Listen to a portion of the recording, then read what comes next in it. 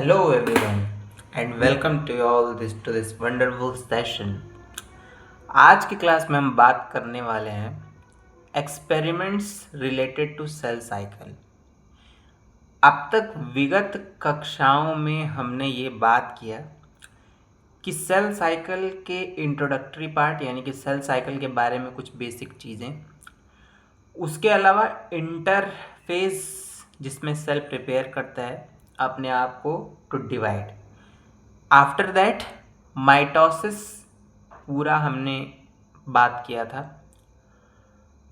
उसके बाद हमने कुछ सेल साइकिल के चेक पॉइंट्स के बारे में डिस्कस किया था। आज की क्लास में हम कुछ एक्सपेरिमेंट्स डिस्कस करेंगे related to cell cycle. Then इसके बाद regulation of cell cycle, cell cycle कैसे रेगुलेट होती है, कहने का मतलब ये कि कहाँ पर सेल साइकिल को रुकना है, कहाँ पर सेल साइकिल को चलना है, हम इसकी बात करेंगे इस एक्सपेरिमेंट्स के बाद। उसके बाद हम मियोसिस को डिस्कस करेंगे। फिर इन सबको इन दोनों का सिग्निफिकेंस क्लियर करने के बाद चैप्टर को कंप्लीट करेंगे। उसके बाद हम इसके PYQs लगाएंगे। तो चलिए शुरू करते हैं आज के लेक्चर को। तो आज का लेक्चर हमारा होने वाला है experiments related to cell cycle.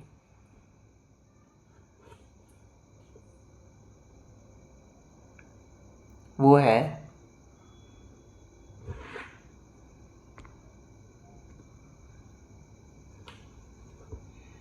Experiments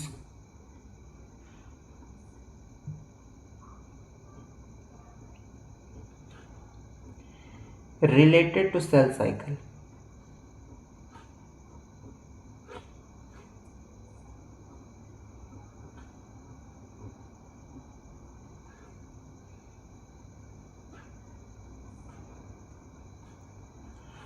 अब यदि हम इन एक्सपेरिमेंट्स को देखें तो सेल साइकिल के बारे में सबसे पहला एक्सपेरिमेंट और वेरी इंटरेस्टिंग एक्सपेरिमेंट किस चीज़ पर किया गया था उसकी बात करते हैं।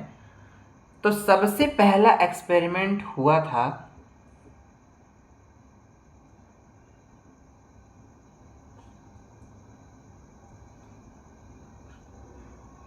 वो था फ्रॉग के oocyte पर। किस पर हुआ था? फ्रॉग के oocyte पर। यहां पर फ्रॉग के oocyte पर क्या किया गया, ये देखा जा रहा था कि जो फ्रॉग की oocyte होती है, एग सेल, उसकी एग की बात हो रही है। तो जो फ्रॉग की oocyte है, ये देखा जा रहा था कि वो G2 फेज में अरेस्टेड रहती थी। फ्रॉग की oocyte G2 फेज में अरेस्टेड रहती थी, मतलब कि G2 फेज से आगे नहीं जाती थी। कब तक नहीं जाती थी? हर महीने जब तक उसको प्रोजेस्टेरॉन हार्मोन का सिग्नल नहीं मिलता था। कहने का मतलब ये है कि G2 फेज में फ्रॉग की oocyte, G2 फेज में फ्रॉग की oocyte हमेशा हमेशा अरेस्टेड रहती थी तब तक जब तक कि उसको प्रोजेस्टेरॉन का सिग्नल नहीं मिलता था। वो तब तक G2 फेज में अरेस्टेड रहती थी, रुकी हुई रहती थी। हर महीने उसको प्रोजेस्टेरॉन का सिग्नल मिलता था, तब वो अपने M फेज में इंटर करती थी। तो कह सकते हैं कि when every month progesterone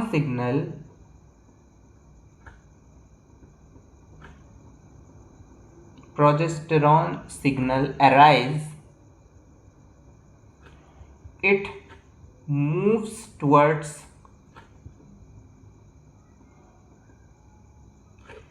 M phase, यानी जब तक उसको प्रोजेस्टेरॉन का सिग्नल नहीं मिलता था वो एम फेज में इंटर नहीं करती थी।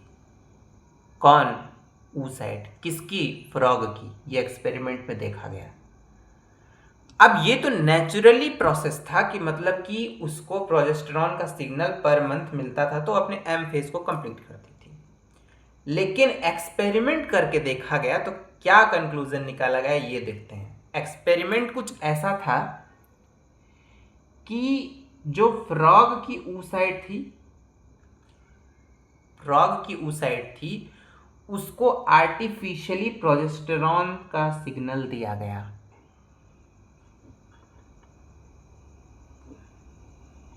फ्रॉग की oocyte को आर्टिफिशियली प्रोजेस्टेरॉन का सिग्नल दिया गया। तो जब आर्टिफिशियली प्रोजेस्टेरॉन का सिग्नल दिया जाएगा तो वो मतलब वो अपने एम फेज में चली जाएगी। ये मान लीजिए कि oocyte 1 है। oocyte 1 को प्रोजेस्टेरॉन का सिग्नल दिया जाता है तो वो अपने एम फेज में चली जाती है।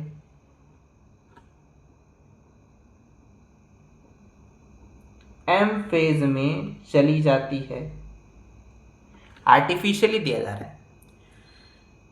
फिर क्या किया गया, जब ये एम फेज में चली गई तो इस oocyte 1 का साइटोप्लाज्म निकाला गया।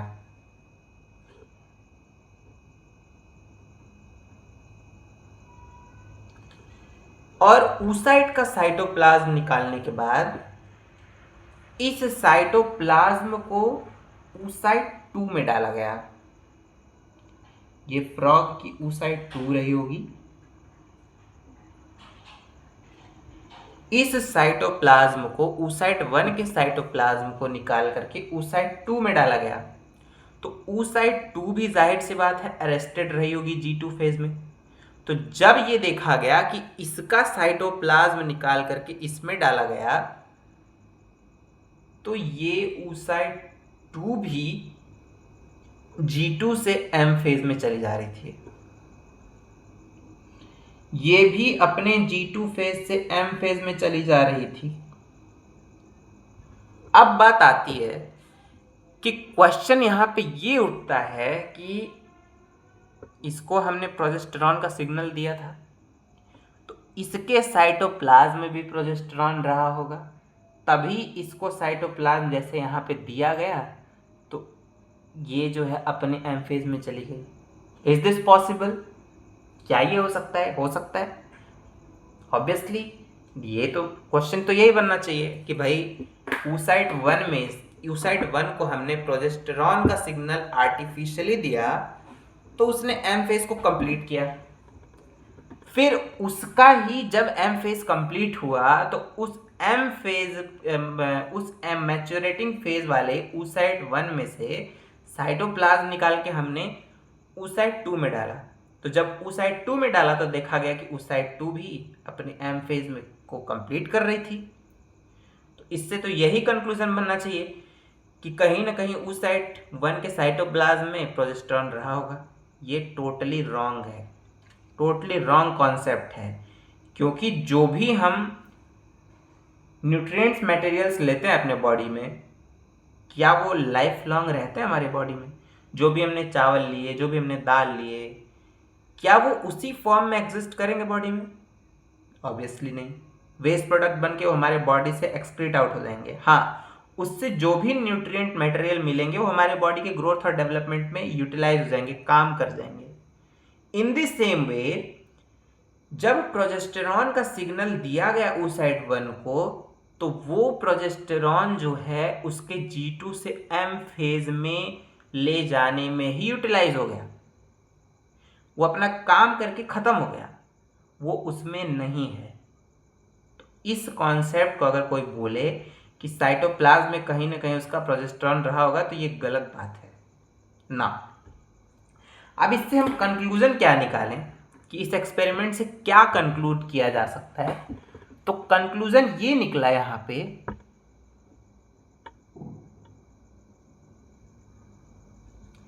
कंक्लूजन कुछ ऐसा निकला कि कुछ फैक्टर्स रहे होंगे कहाँ? साइटोप्लाज्म में। oocyte 1 के साइटोप्लाज्म में कुछ फैक्टर्स रहे होंगे which promotes the oocyte 2 to move towards their M phase। कहने का मतलब ये कि कुछ फैक्टर्स रहे होंगे जिनको हम बोल सकते हैं maturating promoting factor, MPF। Means some factors are present in the cytoplasm of oocyte 1 which promotes the oocyte 2 to move towards their M phase। मतलब कि ये मैच्योरेटिंग प्रमोटिंग फैक्टर साइटोप्लाज्म में रहे होंगे जो कि उसको प्रमोट करते हैं कि भैया तुम अपने G2 से M फेज में जाओ। इनको बोला गया मैच्योरेशन प्रमोटिंग फैक्टर। तो क्या हम कंक्लूजन में लिख सकते हैं? Some factors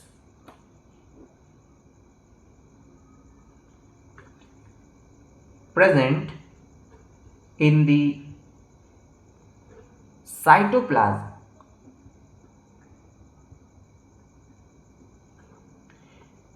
which is responsible for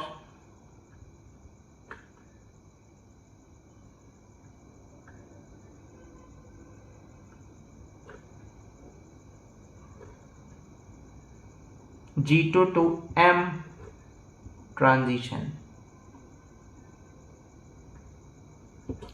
और इनको बोला गया क्या? MPF, मैच्योरेटिंग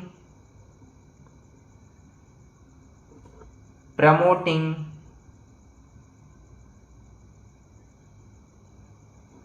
factor.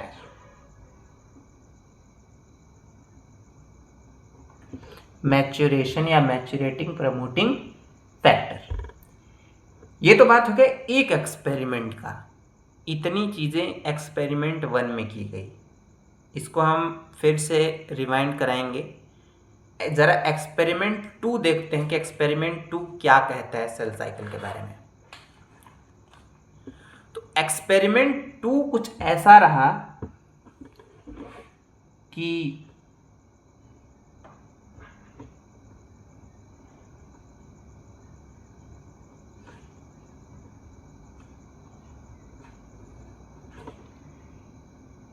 Experiment 2 cell cycle के जीन्स के बारे में स्टडी करता है। Study of genes involved in cell cycle. Cell cycle में जो भी जीन्स इन्वॉल्व होंगी उनकी स्टडी करता है एक्सपेरिमेंट 2। कैसे? जरा आइए देखते हैं। यीस्ट सेल जो है, यीस्ट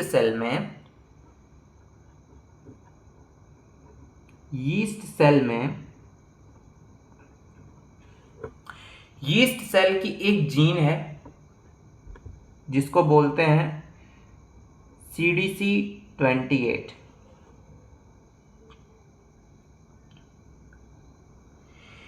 इस CDC28 जीन में म्यूटेशन कर दिया गया। मतलब इस जीन से हेराफेरी की छेड़खानी की गई। जब इस जीन से हेराफेरी की यानी कि इसको डिस्टर्ब किया गया, इसको म्यूटेट किया गया, तो देखा गया कि सेल जो है अपने जीवन फेज से आगे नहीं जा पा रही थी। मतलब सेल जीवन फेज में ही अरेस्टेड हो जाती थी। क्या बोला हमने? यीस्ट सेल के CDC28 नामक जीन में हमने म्यूटेशन किया तो देखा कि सेल जो है वो जीवन फेज में ही अरेस्टेड रहती थी, वो अपने एस फेज में नहीं जा पा रही थी। एक माइक्रो ऑर्गेनिज्म और है जिसको बोलते हैं एस पॉम्बे। एस पॉम्बे की एक जीन थी जिसका नाम था CDC2। इस CDC2 नामक जीन में क्या कर दिया गया, म्यूटेशन।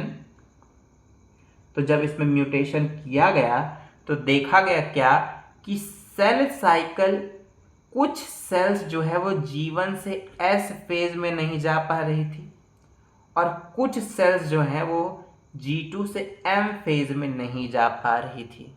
इसका मतलब क्या कि कहीं न कहीं ये दोनों जीन्स सेल साइकिल में इन्वॉल्व होंगी, सेल साइकिल कराने के लिए रिस्पॉन्सिबल होंगी। इसके बाद साइंटिस्ट्स ने कुछ और बातें इनके बारे में पता लगाई। इन्होंने ढूंढा कि ये दोनों जीन्स जो थीं ये काइनेज एंजाइम बना रही थी। क्या कर रही थी ये दोनों जीन्स? ये जो CDC28 और CDC2 थी, ये दोनों जीन्स काइनेज एंजाइम बना रही थी।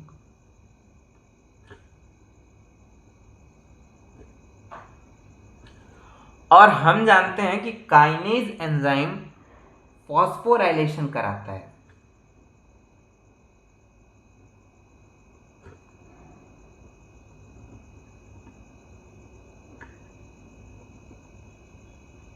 काइनेज एंजाइम फॉस्फोराइलेशन कराता है। तो इससे ये कंक्लूजन निकाला गया इस एक्सपेरिमेंट से। क्या कंक्लूजन? ये निकाला गया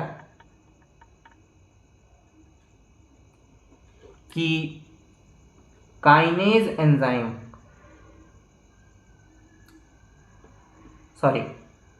phosphorylation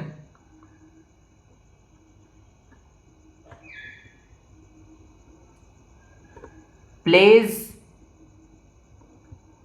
a major role or most important role in cell cycle.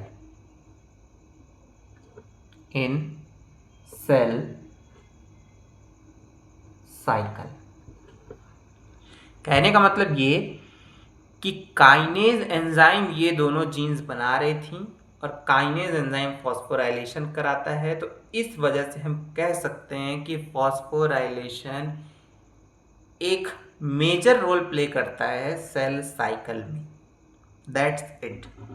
इसके बाद एक्सपेरिमेंट थर्ड आता है। एक्सपेरिमेंट थर्ड क्या कहता है इसके बारे में हम बात करते हैं। तो एक्सपेरिमेंट थर्ड कुछ इस तरीके से था।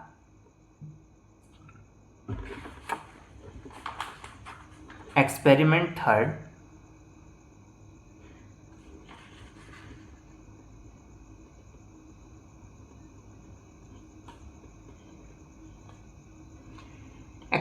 थर्ड ये बोल रहा है कि G2 से M फेज में, जब सेल G2 से M फेज में जाने वाली रहती है तो G2 फेज में ही ट्रांसलेशन इनहिबिटर डाल दिया जाए।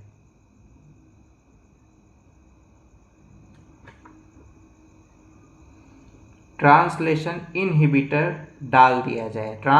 इनहिबिटर वो प्रोटीन्स होते हैं जो कि G2 से M फेज में नहीं जाने देते सेल को G2 फेज में ही रोक देते हैं। तो अब जब ट्रांसलेशन इनहिबिटर यहाँ पे डाले गए तो G2 फेज में ही सेल अरेस्टेड हो गई, रुक गई, M फेज में नहीं गई। तो ट्रांसलेशन इनहिबिटर डालने का मतलब ये है कि ट्रांसलेशन नहीं हुआ होगा जीन में। पहले डीएनए रेप्लिकेशन होगा, फिर आरएनए बनेगा, फिर प्रोटीन बनेगा। तो प्रोटीन बनने के बाद एम फेज में जाएगी सेल। इसका मतलब क्या कि G2 फेज के बाद जो बनने वाली प्रोटीन है उसको बनने ही नहीं दिया गया। तो इससे कंक्लूजन ये निकाला गया कि कहीं न कहीं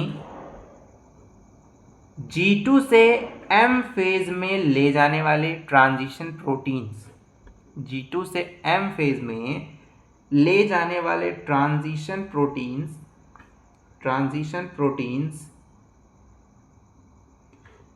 G2 फेज में बनते हैं।